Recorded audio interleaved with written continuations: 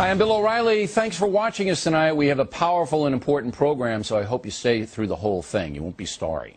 Buying political power. That is the subject of this evening's Talking Points memo. Factor has been investigating far-left billionaire George Soros, a man who wants to impose a radical left agenda on America. And under the radar, he is making great progress. Soros has set up a complicated political operation designed to do two things: buy influence among some liberal politicians and smear people with whom he disagrees. Now, here's a chart of how Soros and a few other wealthy radicals who help him are funneling money into the political process. Stay with me on this. Most of Soros's political money flows through his Open Society Institute. You see it there on the left, which is almost unlimited funding. Since 2001, according to federal documents, the Open Society Institute has given nearly $20 million to the Tides Foundation, right below that, an astounding amount. Now, Tides, in turn, funnels the money to a variety of radical hatchet men who are all well paid.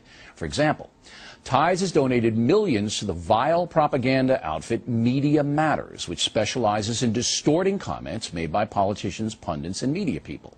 Media Matters is an internet site, but directly feeds its propaganda to some mainstream media people, including elements at NBC News, columnists Frank Rich and Paul Krugman at the New York Times, columnist Jonathan Alter at Newsweek, and Bill Moyers at PBS. In fact, as president of the Schumann Center Foundation, Moyers oversaw at least a $500,000 transfer of money to Media Matters. We'll have more on that tomorrow. Now, George Soros is also pouring money into the Center for American Progress, run by former Clinton aide John Podesta, and the Democracy Alliance Group, both of which fund Media Matters as well. So you can see an enormous amount of money this Media Matters has control of. Finally, George Soros has given the radical left organization Move On many millions of dollars. This group actively supports liberal politicians like Howard Dean and John Edwards. It also organizes demonstrations promoting left-wing causes. So you can see how powerful this guy Soros has become. He can smear anyone he wants in a variety of ways. His organizations can raise millions for politicians who will do his bidding. Thus, he can demand that politicians running for office do what he tells them to do. If a liberal politician doesn't toe the Soros line, he or she will be denied funding and brutally attacked. Just ask Senator Joseph Lieberman about what Move On and Media Matters did to him. Now, Talking Points has reason to believe John Edwards is taking orders from the Soros group right now, and other Democratic politicians may be as well. The goal of George Soros, Peter Lewis, Susie Tompkins Buell, and other radical financiers is to buy a presidential election. By that I mean find and fund a candidate who will tacitly do what he or she is told to do. In the past, big business has been accused of doing just that. Now it is the likes of George Soros, an extremist who wants open borders, a one-world foreign policy, legalized drugs, euthanasia, and on and on. My book, Culture Warrior, documents the Soros policy and his tax-evading businesses located in Curacao and Bermuda. The really frightening thing about all this is that most Americans have never even heard of George Soros. This is off-the-chart dangerous, but completely legal under the McCain-Feingold Act. In the weeks to come, we'll have more on Soros and his operations, including naming more of the mainstream media that is actively helping him, which includes Rosie O'Donnell.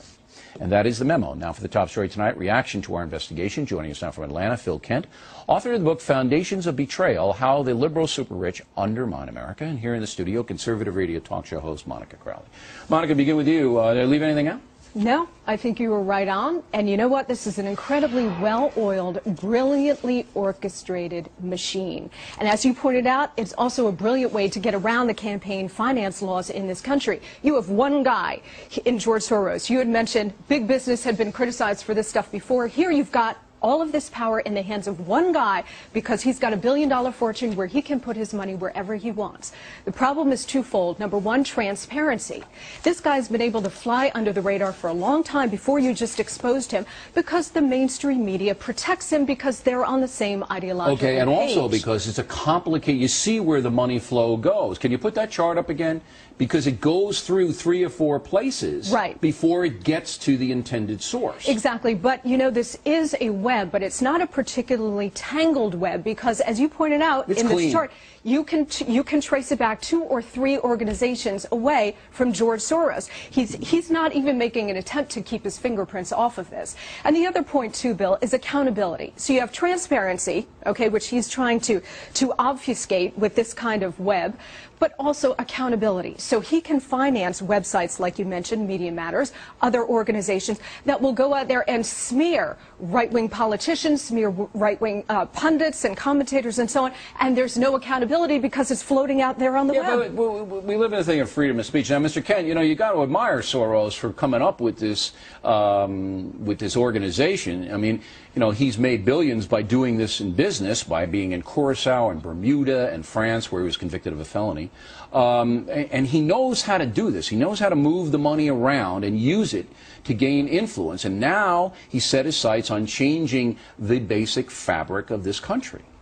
Well, that's right. George Soros is really the Dr. Evil of the whole world of left-wing foundations. In fact, one of his most chilling quotes a few years ago was that the main obstacle to a stable and just world is the United States. He really hates this country, and he funds these things, as your chart points out, and open borders and even radical Islamic groups that defend suicide bombers. So this guy is all over the map. I didn't have that on there. Now, what's the radical Islamic group that defends suicide bombers? The American Arab Anti-Discrimination Committee Research Institute is a Soros recipient, and they've actually defended suicide bombers. And I've got this in my book, and how he funds La Raza, the race, the open borders advocacy he funds group, La and others Raza, we know that. Now, what is the intrusion of the mainstream media? Because you have some pretty big names. Bill Moyers.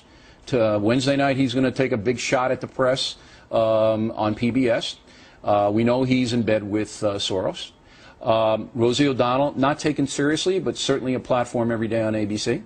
New York Times, 2 of their main columnists, Newsweek magazine, Jonathan Alter, and NBC News, where it's pitiful, but they have commentators that basically take exactly what Soros gives them and spit it out over the airwaves. That's a lot of power, is it not? It's a lot of power. Soros really does believe wealth controls culture, and he wants to really control the political scene in the United States and the media. And as your chart points out, it's very chilling, the groups that he is funding through the Open Society Institute. You know, the assets alone of this private tax-exempt foundation, over $175 million. Wow. And as you point out, he loves the Tides Foundation, a big left-wing tax-exempt foundation. I didn't know it was that high right now, 175 million tax-free. Now, Monica, if you're like Lieberman and you're a moderate Democrat, Soros could put a big hurt on you fast. That's right. I mean, I mentioned right-wing commentators, right-wing politicians, but if you are a moderate, responsible Democrat who happens to take a different point of view than George Soros,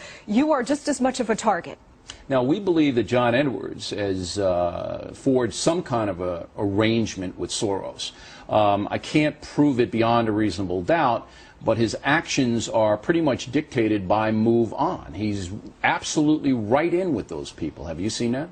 I have heard that reported, Bill, and you know that's the real danger here, is that there are campaign finance laws on the books to prevent exactly this, to prevent a politician from being held in the pocket by a fabulously rich guy like George Soros. Yeah, I mean, this is off the chart. That's right, Really and then if you don't toe the line, you run the risk of being cut off by somebody like this. Well, and attacked, and you do not want to court that danger, not if you're running for president. And they don't stop at you. They'll go for your family. They'll go for anyone. Ms. Kent, I'm going to give you the last word, but are there any Republican or conservative groups that rival Soros?